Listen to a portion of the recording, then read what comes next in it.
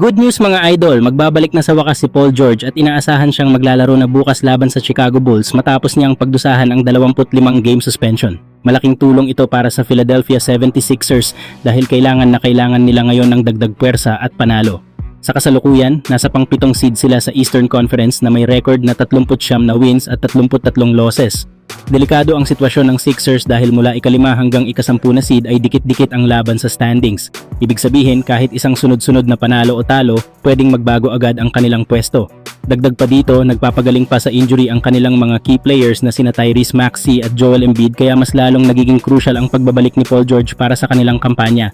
Kaya malaking bagay talaga ang comeback niya hindi lang para sa scoring kundi pati sa leadership at experience sa loob ng court. Pero kayo mga idol, ano sa tingin nyo? Naniniwala ba kayo na masisecure ng Sixers ang playoff spot o sa tingin nyo babagsak sila sa play-in tournament? Samantala, isa sa mga pangunahing suliranin ng Los Angeles Lakers tuwing playoffs ay hindi ang kanilang depensa kundi ang kakulangan sa scoring mula sa kanilang bench unit. Bagamat kilala ang koponan sa matibay na depensa, kapansin-pansin na umaasa lamang sila sa iilang manlalaro para sa opensa mula sa bench. Sina Luke Kennard, Rui Hachimura at Dalton Knecht ang ilan sa inaasahang nagbibigay ng puntos habang ang iba ay nakatuon bilang defensive stoppers.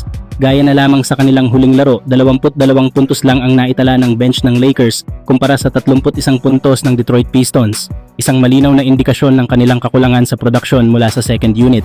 Sa kasalukuyan, kapansin-pansin din ang agwat nila sa ibang contender teams tulad ng Oklahoma City Thunder, San Antonio Spurs, Denver Nuggets, Boston Celtics, New York Knicks, at maging ang Detroit Pistons na may mas consistent at maaasahang bench unit.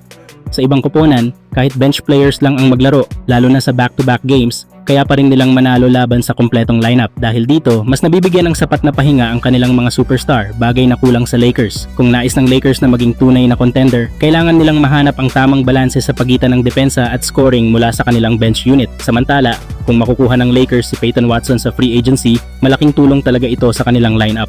Si Watson ay nasa edad na 22 years old, kaya pasok na pasok siya sa timeline ng Lakers na gustong magdagdag ng batang talento na may mataas na potensyal. Ngayong season, ipinakita niya ang kanyang all-around game, kayang umiskor, kumuha ng rebounds at gumawa ng plays para sa teammates. Kahit pa nagkaroon siya ng hamstring injury na nagpatigil sa kanya ng halos 6 na linggo, agad naman siyang bumalik sa magandang laro tulad ng performance niya laban sa Portland Trail Blazers kung saan nagtala siya ng 14 na points, 6 na rebounds at 3 assists. Para sa Los Angeles Lakers, napakalaking bagay ni Watson dahil sa kanyang versatility. Kaya niyang depensahan ang multiple positions at may athleticism na swak sa modern NBA.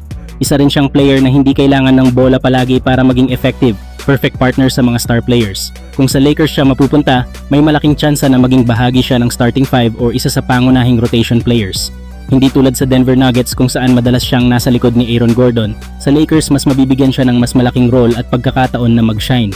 Ang challenge lang talaga para sa Lakers ay ang kontrata. Dahil magiging restricted free agent si Watson, may kakayahan ng Nuggets na tapatan ang kahit anong offer. Kaya kung seryoso ang Lakers, kailangan nilang lakihan at pagandahin ang offer para mahikayat si Watson na lumipat. Kung makuha man siya ng Lakers, siguradong malaking upgrade ito sa kanilang lineup. Isang batang two-way player na kayang tumulong agad at may potensyal pang maging future star. Abangan natin kung saan tuluyang babagsak si Peyton Watson sa darating na free agency. First Bank halftime report coming up. Chris and Katie hanging. Oh, and Watson! Crawler, they double. They had Michael Porter below him. Watson! Got it! And a foul. P-Watt